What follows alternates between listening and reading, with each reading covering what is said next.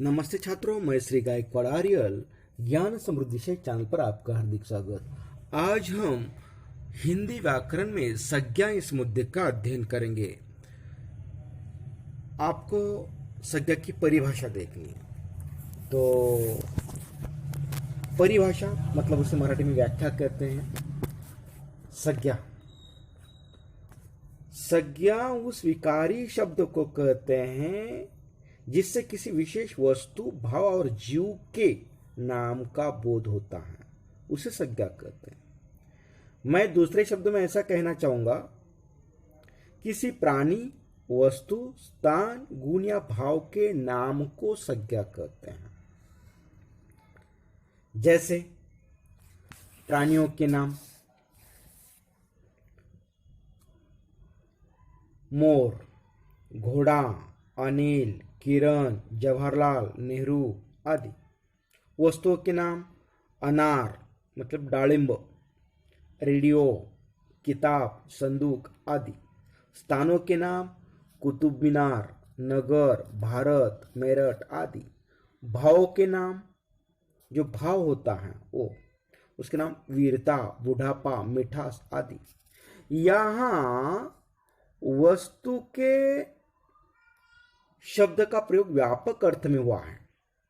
जैसे व्याख्या में बताया था ना, किसी व्यक्ति, वस्तु, स्थान या भाव के नाम को संज्ञा कहते हैं। यह जो वस्तु हैं, उस शब्द का जो यहाँ जो व्यापार हुआ है या प्रयोग हुआ है, वो व्यापक अर्थ में हुआ है, जो केवल वाणी और पदार्थ का वाचक नहीं, वरन उनके धर्मों का भी सूचक है। धर्म यानी कि उनके अंदर जो गुण है वो। साधारण अर्थ में वस्तु का प्रयोग इस अर्थ में नहीं होता, अतः वस्तु के अंतर्गत प्राणी, पदार्थ और धर्म आते हैं। इन्हीं के आधार पर संज्ञा के कुछ भेद किए हैं। संज्ञा के भेद, संज्ञा के 5 भेद हैं। कितने भेद हैं? 5 भेद।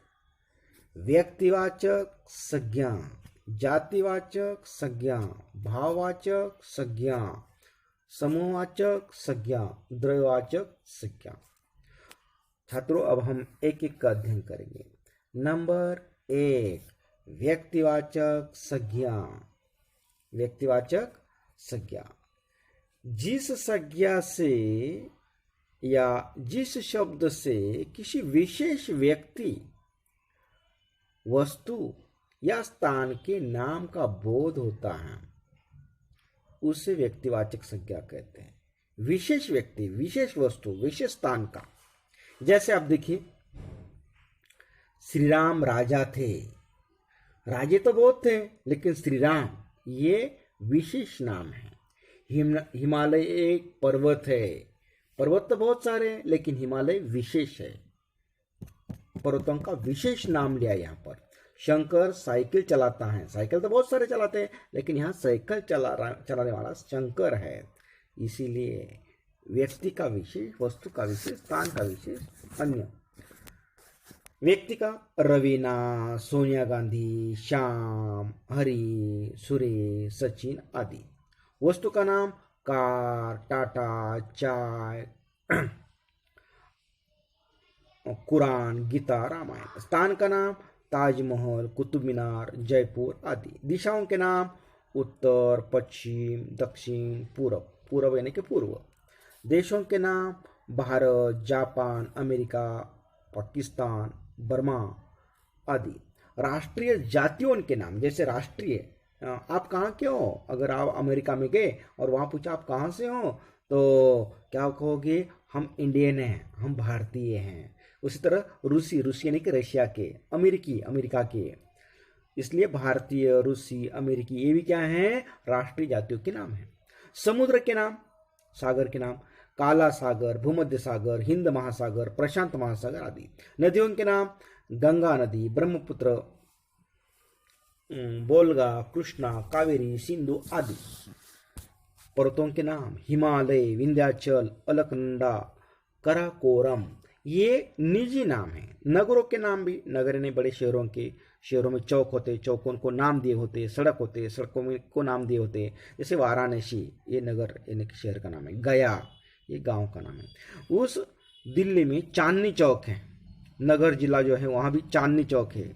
हरिसन रोड, ये रोड का नाम है।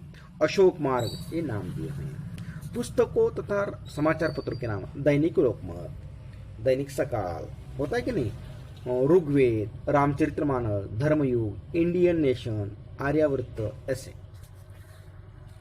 ऐतिहासिक युद्धों और घटनाओं के नाम, युद्ध बहुत सारे हुए हैं, लेकिन विशेष युद्ध कौन सा? पानीपत की पहली लड़ाई। सिपाहियों ने तो बहुत विद्रोह किया, विद्रोह बहुत सारे हुए, लेकिन सिपाहियों का विद्रोह। क्रांतियां बहुत हुई, लेकिन अक्टूबर की क्रांति। दिनों महीनों के निजी नाम, विशेष नाम लिए। महीने तो बहुत है, दिन बहुत है, 7 दिन है। 7 में से कौन सा दिन? अगर निजी नाम लिया, महीने 12 हैं, उसमें से निजी नाम लिया तो दिन सोमवार, मंगलवार, बुधवार, ऐसा वैयक्तिक निजी नाम लिया तो ये जो है व्यक्तिवाचक संज्ञा होगा। महीनों का जनवरी, फरवरी, ऐसा निजी नाम लिया तो वो क्या होगा? व्यक्तिवाचक संज्ञा। छात्रों, त्योहारों के नाम, त्योहार बहुत सारे हैं। त्योहार कहाँ? क्यों? जातिवाचक संज्ञा। लेकिन कौन सा त्योहार? होली त्योहार। होली का नाम लिया, होली, तो फिर होली क्या है?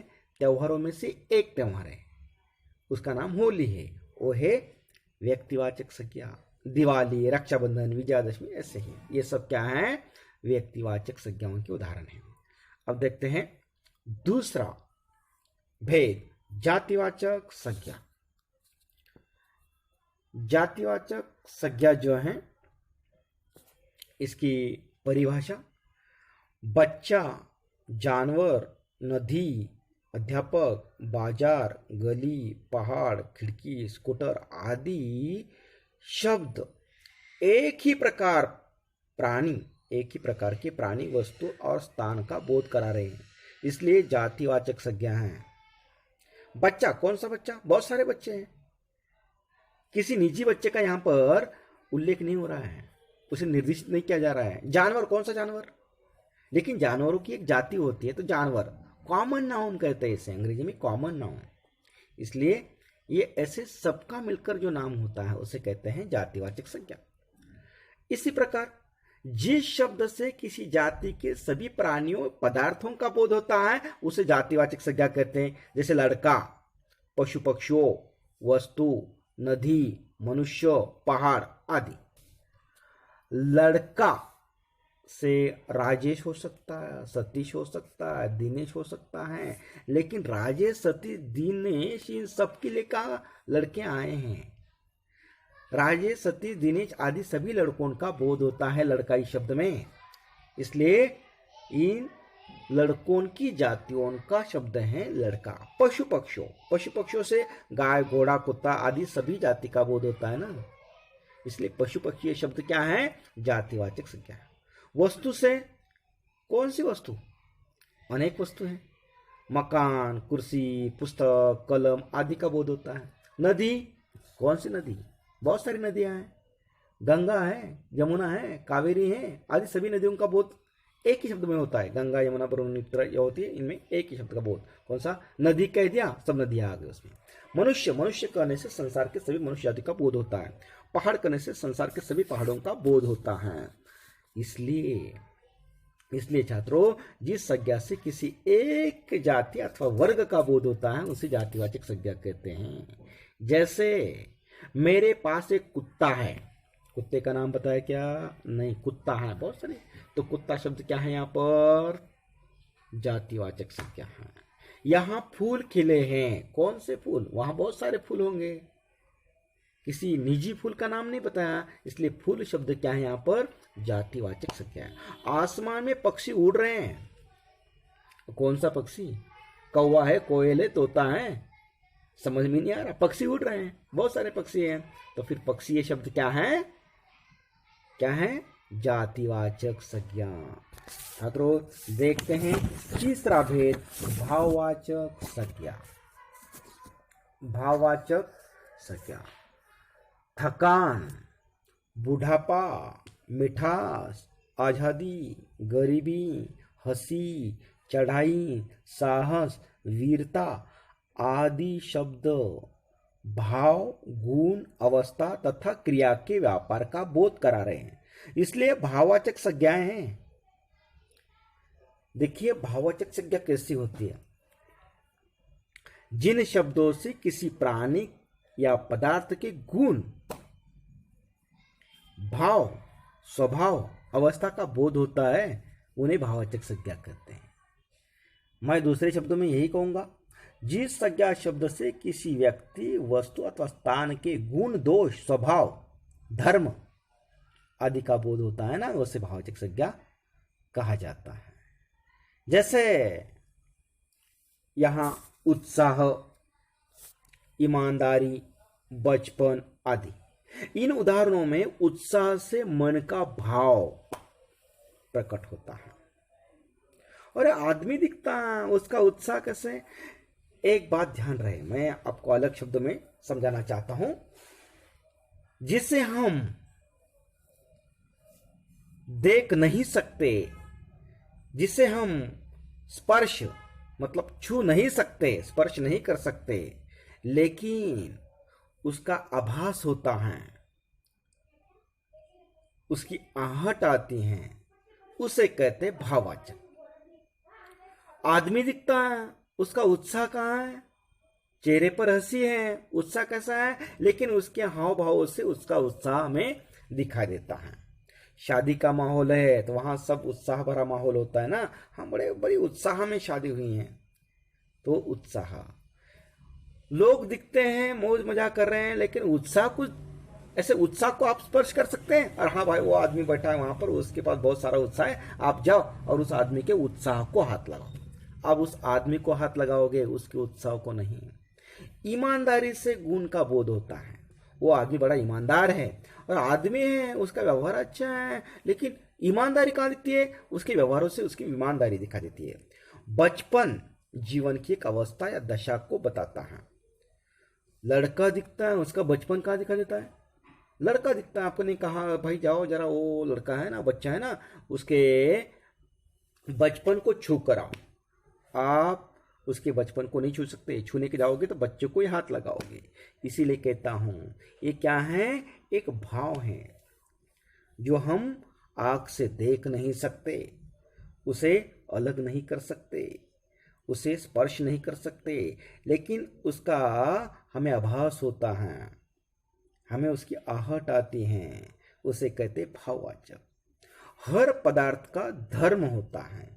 पानी में शीतलता होती है, हमें तो पानी दिखता है, और ठंड है या गर्म है, उसमें हाथ डालने पर ही पता चलेगा, अरे बहुत ठंड पानी है, तो पानी दिखता है, ठंड कहाँ है, ठंड को आप अलग निकाल सकते हैं, उसकी शीतलता को अलग निकाल सकते हैं, नहीं। आग में गर्मी है, आग है, आग में गर्मी, गर्मी इसको अलग निकाल सकते, शीतलता, गर्मी। मनुष्य, क्या मनुष्य है, देवत्व जैसे गुण है उसमें। कुछ कहते क्या आदमी है यार, बिल्कुल पशु तो जैसा है, जानवर जैसा। आदमी आदमी है, कुछ आदमी भगवान जैसे नजर आते हैं, कुछ आदमी जानवर जैसे नजर आते हैं, उनका बर्ताव, ये उनके भाव होते हैं ना, उसे कहते भाववाचक। इसीलिए पदार्थ का गुण या धर्म पदार्थ से अलग नहीं रह सकता। घोड़ा है तो उसमें बल है, वेग है और आकार भी है। व्यक्तिवाचक संज्ञा की तरह भाववाचक संज्ञा से भी किसी एक ही भाव का बोध होता है। धर्म, गुण, अर्थ और भाव प्राय पर्यायवाची शब्द हैं। इन संज्ञा का अनुभव हमारी इंद्रियों को होता है, प्राय इसका बहुवचन नहीं होता। भाववाचक संज्ञाओं का निर्माण। भाववाचक संज्ञाओं का निर्माण, जैसे आप और एक बार समझ लीजिए कुछ उदाहरणों के जरिए। वीरता, स्वाद, बुढ़ापा, क्रोध, दुश्मनी, ये सब भाववाचक संज्ञाएं हैं। मैं उदाहरण देता हूं, रानी लक्ष्मीबाई की वीरता जग प्रसिद्ध है। रानी लक्ष्मीबाई हैं, उसकी वीरता, वीरता जो शब्द है ना, ये भाववाचक संज्ञा है। बुखार की दवा का स्वाद का सैला है, स्वाद, स्वाद उस दवा का जो भाव वो बताता है। बुढ़ापे में शरीर कमजोर हो जाता है। शरीर कमजोर होता है कब? बुढ़ापे में। वो आदमी को देखते ही बुढ़ापा नजर आता है। अब सफेद बाल हो गए, दांत टूट गए और दांत गिरे, तो आप उससे बूढ़ा हो गया ऐसा नहीं कह सकते। छोटे बच्चे के बाल भी, जवान लोगों के बाल भी सफ़ेद हो सकते हैं, लेकिन बूढ़ा आदमी जो है वो हमें देखते ही समझ आता है बूढ़ा आदमी है। ऐसे भाववाचक संज्ञाओं का निर्माण। भाववाचक संज्ञाओं का निर्माण जातिवाचक संज्ञा, विशेषण, क्रिया, सर्वनाम और अव्यय शब्दों से बनती है। भाववाचक संज्ञा बनाते समय शब्दों के अंत में प्राय, बहुतेक, पन, त्व, ता आदि शब्दों का प्रयोग किया जाता है। देखते हैं जातिवाचक संज्ञा से भाववाचक संज्ञा बनाना। जातिवाचक आप समझ गए थे, किसी व्यक्ति का वैयक्तिक निजी नाम न लेते हुए उसकी जाति का नाम, मतलब जातिवाचक संज्ञा। और जिसके अंदर जो गुण है, दोष है, उसे कहते भाववाचक। जैसे श्री, किसी औरत का नाम नहीं लिया, स्त्री है, औरतों के लिए इस्तेमाल किया हुआ शब्द है, इसलिए वो स्त्री जाति के लिए इस्तेमाल किया शब्द स्त्री है, इसलिए स्त्री शब्द क्या है? जातिवाचक संज्ञा है। लेकिन उसे त्व, स्त्री शब्द को त्व ये प्रत्यय लगा दिया, स्त्रीत्व, तो क्या हो गया? भाववाचक संज्ञा। मनुष्य, मानवों के लिए, आदमियों के लिए इस्तेमाल क्या शब्द है, किसी का नाम लिया नहीं, सबके लिए मनुष्य। लेकिन उसे ता लगा दिया, मनुष्यता, मतलब मानवता, इंसानियत। ता लगाने से क्या हो गया? भाववाचक संज्ञा हो गया। देखते हैं इसी तरह से विशेषण से भाववाचक संज्ञा बनाना। विशेषण, लघु मतलब छोटा, छोटा बच्चा खेल रहा है, छोटा ये विशेषण लगा बच्चों को। लेकिन लघुता हमें समझ में आए, लघुता, लाघव, लघुत्व, ये क्या हो गया? भाववाचक संज्ञा। एक आदमी मुझे चाहिए, आदमी मुझे चाहिए, लेकिन कितने? एक आदमी शब्द के लिए विशेषण लगा है। लेकिन एकता, एकता आदमियों का गुण है। एकता, एक से एकता लगा है, खाली उसे ता लगाने से एकता ये शब्द है, भाववाचक संज्ञा है। ठीक है, हम सब तो नहीं देख सकते, लेकिन आप विशेषण के गरीब, गरीबी, पागल, पागलपन, मोटा, मोटापा, ऐसे विशेषण से भाववाचक संज्ञा बन जाती है। क्रिया से भाववाचक संज्ञा, खोजना, जिन शब्दों को ना प्रत्यय लगता है वो सब क्रिया होती है। खाना, पीना, रोना, धोना, बैठना, सोना, जागना, ये ना लगने से क्रिया होती है। लेकिन क्रिया से खोजना ये क्रिया है। लेकिन खोज, ये मेरी खोज समाप्त नहीं हुई, खोज ये भाववाचक संज्ञा है। जीतना ये क्रिया है, लेकिन उसकी जीत हुई, उसका जीतना नहीं हुआ, क्या? उसकी जीत हुई। जीत शब्द क्या है? भाववाचक संज्ञा है। लड़ना ये क्रिया है, लेकिन लड़ाई ये भाववाचक संज्ञा है। ठीक है, देखते हैं उसी तरह से संज्ञा के विशेष बना, संज्ञा से विशेषण बनाना। संज्ञा से विशेषण बनाने के लिए मैं आपको और बताता है, जैसे दूध, दूध ये संज्ञा है, द्रव्यवाचक संज्ञा है। तो दुधार, ये हमारी गाय दुधार गाय है। धर्म संज्ञा है, कौन सा धर्म बताया? नहीं, धर्म ये संज्ञा है। लेकिन धार्मिक, उसके धार्मिक विचार है, ये धार्मिक क्या हो गया? ये विशेष भाव। उसी तरह से या मुख, मौखिक, नियम, नियमित, निश्चय, निश्चित, पाठ, पाठ्य, ये संज्ञा से भाववाचक संज्ञा। अभी आपको मुझे बहुत सारा वक्त हुआ। सर्वनाम से बनाना, क्रिया से बनाना। छात्रों देखते हैं चौथा भेद, समूहवाचक संज्ञा। कुछ समूहन के लिए नाम दिया होता है, समूहन के लिए नाम दिया होता है। जैसे वे संज्ञा शब्द जो समूह का बोध कराते हैं उन्हें समूहवाचक संज्ञा कहते हैं। उसी तरह से जिस संज्ञा शब्द से वस्तु के समूह का या समुदाय का बोध होता है उसे समूहवाचक संज्ञा कहते हैं। जैसे व्यक्तियों का समूह, उसे क्या कहेंगे? क्या भीड़ है, भीड़ शब्द समूहवाचक है। जनता बहुत मेला निकला था, मेले में बहुत सारी जनता आई थी या बहुत सारी जनता है। जनता शब्द क्या है, एक आदमी के लिए नहीं कह सकते, बहुत सारे लोग हैं, छोटे हैं, बड़े हैं, बूढ़े हैं, जवान हैं, प्रौढ़ हैं, इसलिए जनता शब्द क्या है, समूहवाचक। सभा, एक ही आदमी भाषण सुन रहे हैं, कहेंगे आप बहुत बड़ी सभा लगी है वहां पर, नहीं, सभा नहीं कह सकते, सभा में बहुत सारे लोग होंगे तभी सभा कहेंगे। कक्षा, कक्षा में एक ही लड़का हर दिन आता बैठता है तो उसे कक्षा कह सकते हैं, नहीं, कक्षा में टीचर हैं, वहाँ ब्लैक बोर्ड हैं, लिखने के लिए चौक हैं, छात्र हैं, सब मिलकर, लड़के हैं, लड़कियां हैं, अध्यापक है, सब मिलकर कक्षा होती है। उसी तरह से वस्तुओं का समूह, गुच्छा, फूलों का गुच्छ बनाते उसे कहते समूहवाचक संज्ञा गुच्छा। मंडल, एक ही आदमी का नहीं था, घौद, कुंज, ऐसे। जो लेहड़, बकरियों का लेहड़ होता है, भेड़ियों का लेहड़ होता है, लेहड़ मतलब मराठी में उसे खंडीभर कहते हैं, खंडीभर बकरिया, खंडीभर मेंढिया, उसे लेहड़ कहते हैं। फौज, फौजी नहीं, फौजी अकेला हो सकता है, फौज अनेक फौजियों के लिए फौज शब्द है, फौज। सैन्य, सैनिक अकेला हो सकता है, सैन्य बहुत सारे सैनिकों के लिए सैन्य शब्द इस्तेमाल किया है, इसलिए उसे क्या कहेंगे आप, समूहवाचक संज्ञा। अंतिम भेद, द्रव्यवाचक या पदार्थवाचक संज्ञा। द्रव्यवाचक या पदार्थवाचक संज्ञा, जो संज्ञा शब्द द्रव्य, धातु आदि पदार्थों का नाम बताते हैं उन्हें द्रव्यवाचक संज्ञा कहते हैं। जैसे सोना, लोहा, पानी, तांबा, ज्वार, बाजरा, चावल आदि। उदाहरण जैसे मेरे पास सोने की घड़ी है, सोने की घड़ी, सोना एक धातु है, सोना ये शब्द क्या हुआ फिर, द्रव्यवाचक या पदार्थवाचक। नेहा पानी पीती है, पानी द्रव्यवाचक या पदार्थवाचक।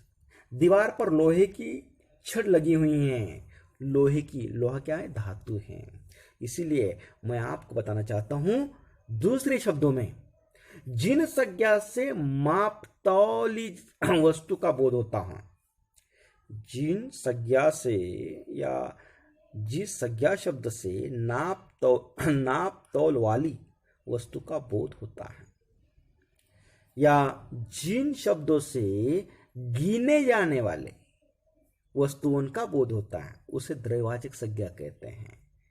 दूसरे शब्दों में कहूंगा, जिन संज्ञा शब्दों से किसी धातु, वस्तु, द्रव्य, पदार्थ का बोध हो उन्हें द्रव्यवाचक संज्ञा कहते हैं। मैंने अभी आपको बताया, तांबा, पित्तल, चावल, घी, तेल, सोना, लोहा। अब माप तौल कैसा, अब दुकान में जाओगे और दुकानदार से कहोगे, अरे भैया मुझे गेहूं चाहिए, जरा एक गेहूं देना, आपको एक गेहूं देगा नहीं, 1 kilo, 5 kilo, 10 kilo, 1 quintal, 2 quintal, ऐसे गिनने के लिए माप चाहिए ना, तौल चाहिए ना। आप दुकान में जाओगे, आपको सोने के कुछ गहने बनाने, तो आप दुकानदार से, सुनार से कहोगे, अरे भैया मुझे सोना, एक सोना देना, ऐसा कहोगे नहीं, आप क्या कहोगे, 1 ग्राम, 2 ग्राम, 1 तोला, 2 तोला, ऐसा ही कहोगे ना। आपको चावल चाहिए, आप कहोगे, अरे भैया मुझे एक चावल देना, नहीं, 1 किलो, 1 पाव किलो, 1 आधा किलो, ऐसा कहोगे ना। दुकान में गए और आपने कहा आपको तेल की जरूरत है, मिट्टी का तेल है, खाने का तेल, तो आप, अरे भैया मुझे तेल चाहिए, एक तेल देना, और कितना, 5 लीटर देना है, आधा लीटर देना है, 1 लीटर देना है, 5, कितना। इसी तरह से उसे गिनने के लिए माप चाहिए ना, उसे कहते द्रव्यवाचक या पदार्थवाचक संज्ञा। छात्रों, यहाँ पर संज्ञा स्मृति को मैं समाप्त करता हूँ। आप इस वीडियो को बार बार देखें, अपने कक्षा के जो दोस्त हैं उन्हें भी शेयर करें, और हाँ, अगर मेरी इस वीडियो को आप पहली बार देख रहे हो तो मेरे ज्ञान समृद्धि दिशा चैनल को सब्सक्राइब अवश्य करें, ताकि आपको मेरे आगे आने वाली जो वीडियो है उसका नोटिफिकेशन तुरंत मिलते जाएगा। धन्यवाद।